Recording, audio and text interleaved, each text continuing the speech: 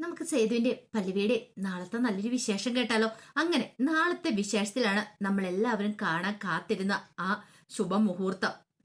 സേതുവിന്റെ പല്ലവിയുടെ വിവാഹ ദിവസം നാളെയാണ്. അപ്പൊ കുറെ ദിവസങ്ങളായി നമ്മൾ നെക്സ്റ്റ് വീക്ക് പ്രൊമോയ്ക്കകത്തൊക്കെ കണ്ടായിരുന്നു സേതുവിന്റെ പല്ലവിയുടെ കല്യാണമാണ്. അങ്ങനെ നാളെ സേതു പല്ലവിയുടെ കഴുതി താലി ആർത്തോണ്. ഇന്ന് തന്നെ നമ്മൾ കണ്ടു. ഒടുവില് ഇന്ദ്രനിട്ട് നല്ല 8ന്റെ പണി തന്നെ കൊടുക്കുന്നുണ്ട് മഹാലക്ഷ്മി മൂർത്തിയൊക്കെ ചേർന്നിട്ട്. കാരണം മൂർത്തി കാര്യങ്ങളൊക്കെ മനസ്സിലാക്കി മഹാലക്ഷ്മിയോട് ചെന്ന് പറഞ്ഞു കൊടുത്തിട്ടുണ്ടായിരുന്നു സേതുവിനും പല്ലവിക്കും തടസ്സം നിൽക്കുന്ന ആരാന്ന്. പിന്നെ മഹാലക്ഷ്മിക്ക് വെറുതെ വിടാൻ പറ്റുമോ? മൂർത്തിയോട് പറഞ്ഞു എന്ത് വേണമെങ്കിലും അങ്ങ് ചെയ്തേക്കാൻ പറയോ. ഒടുവില് ഇന്ദ്രനെ എടുത്തിട്ട് പഞ്ഞി കിട്ടു മൂർത്തി കൊണ്ടുവന്ന ഗുണ്ടകള്. ഒടുവില് ഇന്ദ്രനെ ആരാ തന്നെ തല്ലിയത് എന്തിനു വേണ്ടിയിട്ടാന്ന് പോലും മനസ്സിലായില്ല. അങ്ങനെ അഷ്ടമൂർത്തിയും കൂട്ടി അങ്ങോട്ട് പോയി കഴിഞ്ഞപ്പോ ഇന്ദ്രൻ ഇങ്ങനെ ആലോചിച്ചു, സേതു കൊടുത്ത കൊട്ടേഷൻ അല്ലെന്നാ പറയുന്നേ. അങ്ങനെയാണെങ്കിൽ സേതുവിന് വേണ്ടിയിട്ട് ആരായിരിക്കും ഇത് ചെയ്തിട്ടുണ്ടായിരിക്കുന്നേ? ഒരു പക്ഷേ സേതുവിനെ പ്രൊട്ടക്ട് ചെയ്യുന്ന ആരോ ഒരാളുണ്ട്. മറിഞ്ഞിരിക്കുന്ന തനിക്കൊരു ശത്രുവുണ്ട്. അതാരാന്നറിയത്തില്ല. പിന്നീട് ഇന്ദ്രൻ നേരെ പ്രതാപനെ വിളിക്കുകയാണ്. പ്രതാപനെ വിളിച്ചിട്ട് പറഞ്ഞു എനിക്ക് തനിക്ക് അത്യാവശ്യമായിട്ടൊന്ന് കാണണമെന്ന് പറയുക. കുറച്ച് കഴിയുമ്പോഴത്തേനും പ്രതാപം വന്നു. എന്താടാ ഇന്ദ്ര, എന്ത് പറ്റിയെന്ന് ചോദിക്കാം. ആ സമയത്ത് ഇന്ദ്രൻ നേരെ പോലും നിൽക്കാൻ പറ്റുന്നുണ്ടായിരുന്നില്ല. ഇന്ദ്രൻ പറഞ്ഞു ശരിക്കും ഇപ്പൊ ആരോ ഒരാൾ കളി തുടങ്ങിയിട്ടുണ്ട്. കളി തുടങ്ങിയിട്ടുണ്ടെന്നോ? ആര്? എടാ എന്റെ കോലം കണ്ടില്ലേ, എന്നെ ഇടിച്ച് നിരപ്പാക്കിന്ന്. ആര്? എനിക്ക് തോന്നേ ആ സേതുവിന് വേണ്ടിയിട്ട് ആരോ ഒരു കൊട്ടേഷൻ ഏറ്റെടുത്തിട്ടുണ്ട്. അല്ല സേതു അങ്ങനെ കൊട്ടേഷൻ കൊടുക്കുന്ന പരിപാടിയൊന്നും ഇല്ലല്ലോ. ഇല്ല, പക്ഷേങ്കില് തനിക്കറിയാവോ ഇനിയിപ്പൊ സേതുവിനെ ഹെൽപ്പ് ചെയ്യാനായിട്ട് ആരോ ഒരാൾ എത്തിയിട്ടുണ്ട്. പൊന്നുമടത്തെ സഹായിക്കാനായിട്ട് ആരോ. അതാരാന്ന് തനിക്കറിയാവോ? എനിക്ക് കൂടുതലായിട്ട് ഡീറ്റെയിൽസ് ഒന്നും അറിയത്തില്ല, അതുകൊണ്ടാ തന്നോട് ചോദിക്കുന്നേ. അത് കേട്ടതും ഒരു നിമിഷം ആലോചിച്ചിട്ട് പ്രധാനം പറഞ്ഞു അങ്ങനെ ആരെക്കുറിച്ചും എനിക്ക് അറിയത്തില്ല. അങ്ങനെ എന്തേലും ഉണ്ട് ഞാൻ അറിയാതിരിക്കുവോ? അതല്ല, പക്ഷെ ഒരു പുതിയ ശത്രു ഉടലെടുത്തിട്ടുണ്ട്. സേതുവും പല്ലവിയും തമ്മിലുള്ള വിവാഹം നടക്കണമെന്ന്. ഒരു കാരണവശാലും വിവാഹം മുടങ്ങില്ലെന്ന്. ഞാൻ അതിന്റെ ഇടയിൽ നിൽക്കുന്നെന്നുള്ള അവർക്ക് മനസ്സിലായി. അതുകൊണ്ടാണ് എന്നെ എടുത്തിട്ടിടിച്ചേ. പക്ഷെ ഈ വിവാഹം നടന്നിട്ടുണ്ടെങ്കിൽ ഈ ഇന്ദ്രൻ പിന്നെ ജീവിച്ചിരുന്നിട്ട് കാര്യമില്ല പ്രതാപ. ഇത് കേട്ടപ്പോ പ്രതാപം പറഞ്ഞു അങ്ങനെയാണെങ്കിൽ ഇന്ദ്രൻ ധൈര്യമായിട്ടിരിക്കും. നമുക്ക് അതാരാണെങ്കിലും കണ്ടുപിടിക്കാം. എത്ര പ്രബലരാണെങ്കിലും കണ്ടുപിടിക്കാം. പക്ഷെ എനിക്ക് അയാളെ കണ്ടിട്ട് അത്ര ഇതായിട്ട് തോന്നില്ല. അയാൾ എന്റെ നേർക്ക് നേരെ എന്നാ വെല്ലുവിളിച്ചേ. ഒരു പക്ഷേങ്കില് ഇനിയിപ്പൊ ആ സേതുവിന്റെ അമ്മയുടെ ആൾക്കാർ വലുതാണോ? അല്ല, സേതുവിന് ഒരമ്മയുണ്ടെന്നൊക്കെ പറഞ്ഞു കേട്ടിട്ടുണ്ട്. പക്ഷെ അതിനെക്കുറിച്ച് കൂടുതൽ ഡീറ്റെയിൽസും കാര്യങ്ങളൊന്നും അറിയില്ലായിരുന്നു. അങ്ങനെ എന്തേലും ആണോ? അത് കേട്ടപ്പോ ഇന്ദ്രൻ പറഞ്ഞു അല്ല, അതിനെക്കുറിച്ച് തനിക്ക് എന്തേലും അറിവുണ്ടോ? എനിക്കും കൂടുതലായിട്ട് അറിവൊന്നുമില്ല. എന്താണെന്നും അറിയത്തില്ല. പക്ഷെ ഇത്രയും കാലം പുറത്തിന് ഇറങ്ങിയിരുന്നിട്ട് പെട്ടെന്ന് ഒരു ശത്രു നമുക്കെതിരെ വരണമെങ്കിൽ അതെന്താന്ന് അറിയില്ലല്ലോ. അത് കേട്ടത് ഇന്ദ്രൻ പറഞ്ഞു എടോ അതാ തന്നോട് പറഞ്ഞ് എന്തായാലെന്നൊക്കെ താൻ അന്വേഷിക്കണം, അന്വേഷിച്ച് കണ്ടുപിടിക്കണം. ഇതങ്ങനെ വെറുതെ വിടാൻ ഞാൻ ഉദ്ദേശിച്ചിട്ടില്ല. ഒന്നെങ്കിൽ സേതുവിന് ഇതിനകത്ത് പങ്കുണ്ട്.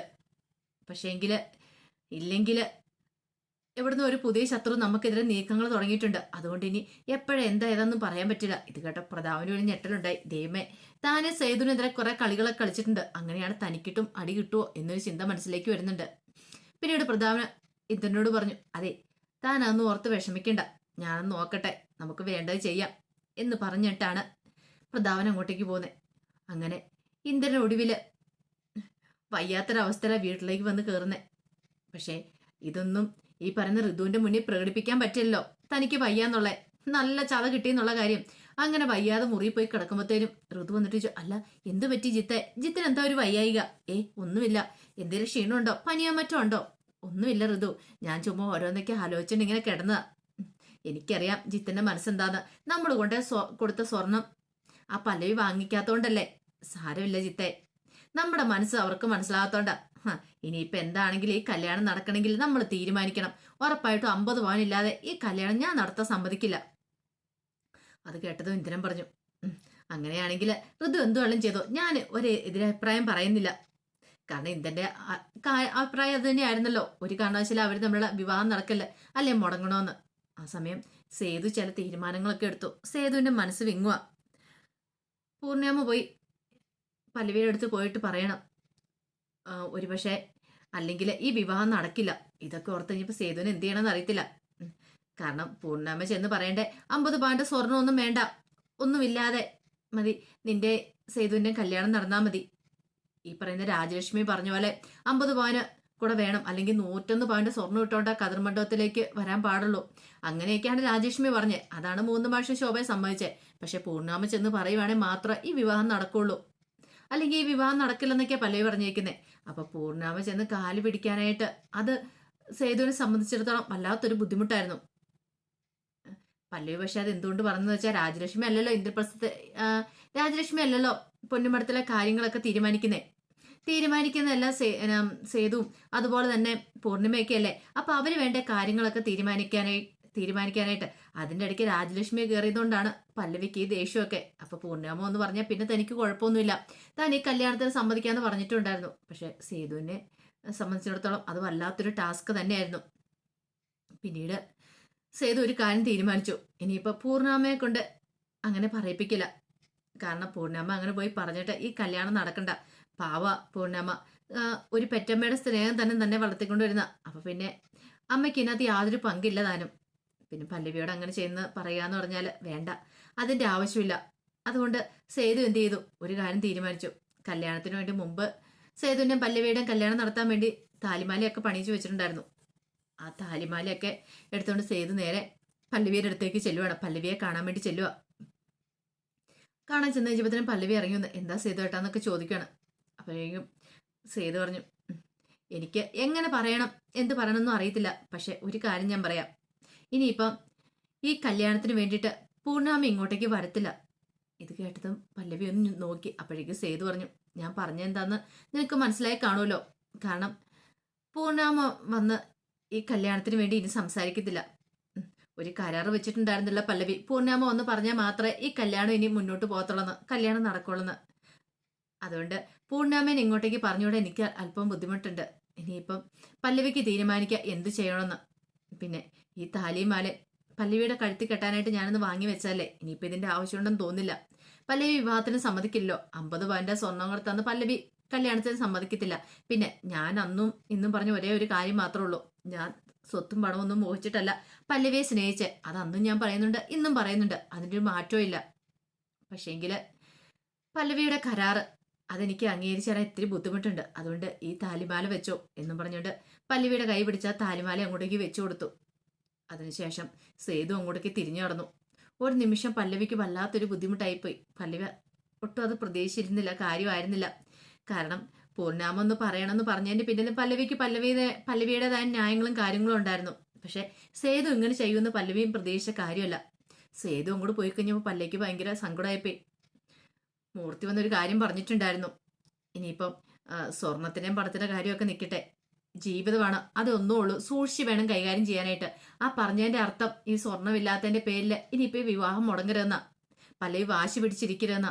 പിന്നീട് പല്ലവി ഇങ്ങനെ ആലോചിച്ചു, താൻ സേതുവേണ്ണ നഷ്ടപ്പെടുത്തിയിട്ടുണ്ടെങ്കിൽ അതെനിക്ക് ജീവിതത്തിൽ കിട്ടാൻ പോകുന്ന ഏറ്റവും വലിയൊരു അടിയായിരിക്കും. ഇത്ര സ്നേഹമുള്ള ഒരാളെ എപ്പോഴും സ്വത്തും പണമൊന്നും വേണമെന്ന് പറഞ്ഞിട്ടില്ല. അതുപോലെ തന്നെയാണ് പൂർണ്ണിമയൊക്കെ. പക്ഷെ ഇവിടെ താൻ തോറ്റുപോയിട്ടുണ്ടെങ്കിൽ അത് ഇന്ദ്രന്റെ ജയമാണ്. ഈ കല്യാണം മുടക്കുക എന്നുള്ളതാണ് അവന്റെ ഏറ്റവും വലിയ ലക്ഷ്യം. അത് അവൻ ജയിക്കുക തന്നെ ചെയ്യും. അങ്ങനെയാണ്, അത് പാടില്ല. സ്വത്തും പണമൊന്നും വേണ്ടാന്ന് പറയുന്ന സേതുവേണ്ണെ മതി എനിക്ക്. അങ്ങനെയാണ് പിന്നെ താൻ എന്തിനു അമാന്തിക്കണം. പിന്നീട് പല്ലവി സേതുവിനെ വിളിക്കുക. സേതുവേണ്ണൊന്ന് വന്നേ, എനിക്ക് കാര്യം സംസാരിക്കാനുണ്ടെന്ന് പറയണം. അങ്ങനെ സേതു വന്നു കഴിഞ്ഞപ്പോഴത്തേനും പല്ലവി പറഞ്ഞു, അതെ ഒരു കാര്യമുണ്ട് എന്ന് പറഞ്ഞുകൊണ്ട് സേതുവിനെ വിളിച്ചുകൊണ്ട് നേരെ ക്ഷേത്രത്തിലേക്കാണ് പോകുന്നേ. അവിടെ ചെന്ന് പല്ലവി തന്റെ കയ്യിലിരുന്ന താലി പൂജിക്കാൻ കൊടുക്കുക. സേതു ഒരു നിമിഷം അമ്പരന്ന് പോയി, ഒട്ടും പ്രതീക്ഷിച്ചില്ല. അങ്ങനെ താലി പൂജിച്ച് കിട്ടിക്കഴിഞ്ഞപ്പോഴത്തേനും പല്ലവി സേതുവിനോട് പറഞ്ഞു, സേതുവേണ്ണ ആ താലി വാങ്ങിച്ച് എന്റെ കഴുത്തിലേക്ക് ഇട്ട് ഇനിയിപ്പം വേറൊന്നും നോക്കണ്ട, നല്ലൊരു മുഹൂർത്തത്തിൽ നോക്കിയിട്ട് നമ്മൾ രണ്ടുപേരും താലി കെട്ടാനിട്ടിരുന്ന. പക്ഷേങ്കില് ഇനിയിപ്പോൾ അതിന് നോക്കേണ്ട ആവശ്യമില്ല, ആൾക്കാരെ കൂട്ടി ഒന്നും നടത്തേണ്ട കാര്യമില്ല. ഇപ്പൊ ഈ നിമിഷം സേതുവേണ്ട എന്റെ കഴുത്തിൽ ഈ താലി കെട്ടിയാൽ മതി, എനിക്കിത് മാത്രം മതി, വേറൊന്നും വേണ്ട. ഇത് കേട്ടപ്പോൾ സേതുവിന് പിന്നെ ഒന്നും നോക്കാനില്ലായിരുന്നു. കാരണം സേതു ആഗ്രഹിച്ച പല്ലവീനെ മാത്രം, പല്ലവിയുടെ സ്വത്തോ പണവോ വിദ്യാഭ്യാസമോ കാര്യങ്ങളോ ഒന്നും ആയിരുന്നില്ല.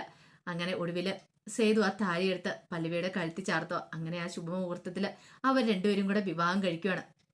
പക്ഷെ ഇത് ഇന്ദ്രന്റെ ഏറ്റവും വലിയ അടിയായിരിക്കും കിട്ടാൻ പോകുന്നത്. ഇനിയിപ്പോ ഇങ്ങനെ വിവാഹം കഴിച്ചാലും അവർക്ക് രജിസ്റ്റർ ചെയ്യണമല്ലോ. അതിനുശേഷം അവര് രജിസ്റ്ററിങ്ങിനും കാര്യങ്ങളൊക്കെ ആയി പോകുന്നുണ്ട്. പക്ഷെ ഇന്ദ്രൻ സ്വപ്നത്തിൽ പോലും പ്രതീക്ഷിക്കാത്ത കാര്യമാണ്. അവന്റെ വിചാരം എന്താ, 50 പവൻ സ്വർണം കൂടെ ഉണ്ടല്ലോ ഋതുവൊക്കെ കല്യാണത്തിന് സമ്മതിക്കുള്ളൂ. അപ്പൊ അതിനെ ഉണ്ടാക്കാനായിട്ട് അവര് കിടന്ന് പെടാപ്പാട് വിടും, മുകുന്ദമാഷി ശോഭയൊക്കെ. അപ്പൊ ഈ കല്യാണം മുടങ്ങും. അങ്ങനെ വീണ്ടും കല്യാണം മുടങ്ങും. ഓരോ തവണ ഈ കല്യാണം മുടക്കിക്കൊണ്ടിരിക്കാം. ഒരു കാരണവശാലും അവർ രണ്ടുപേരും അടുക്കാതെ അവരകറ്റിക്കൊണ്ടിരിക്കാന്ന് ഓർത്തായിരുന്നു ഇരുന്നേ. പക്ഷെ ആ പ്രതീക്ഷകളൊക്കെ തകർത്ത് ഒടുവില് പല്ലവിയുടെ കഴുത്തിൽ താലിയാർത്തി പല്ലവിയുടെ കൈയും പിടിച്ച് പൊന്നുമടത്തിലേക്ക് വരുവാ സേതു. ഇനിയിപ്പം സേതു അങ്ങനെ കയറി വന്ന ഈ പറയുന്ന ഋതുവിനോ ഇന്ദ്രനോ ആർക്കും തടയാൻ പറ്റില്ല. ഇന്ദ്രന് ഒരക്ഷരം പോലും ശബ്ദിക്കാൻ പോലും പറ്റില്ലാത്തൊരവസ്ഥയാണ്. പൂർണ്ണമായി ഇരു കൈ നീട്ടി നിലകൊളുത്തി സ്വീകരിക്കുക തന്നെ ചെയ്യും.